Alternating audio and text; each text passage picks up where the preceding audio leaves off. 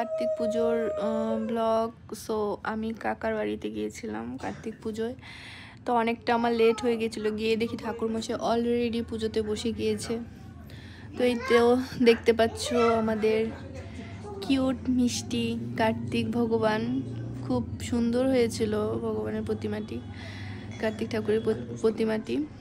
তো এই যে একটা ছোট্ট কার্তিকে, খুব দুষ্ট জানো, ওকেই পাহারা দিচ্ছিলাম, পুজোতে ঠিক মতো বসতে দিচ্ছিল না, গিয়ে ওখানটায় দুষ্টুমি করছিল। তো তোমাদের বাড়িতে কে কেমন পুজো করলে অবশ্যই কমেন্টসে জানিও, এবং আমার কাকার বাড়ির পুজো তোমাদের কেমন লাগলো অবশ্যই কমেন্টসে জানিও।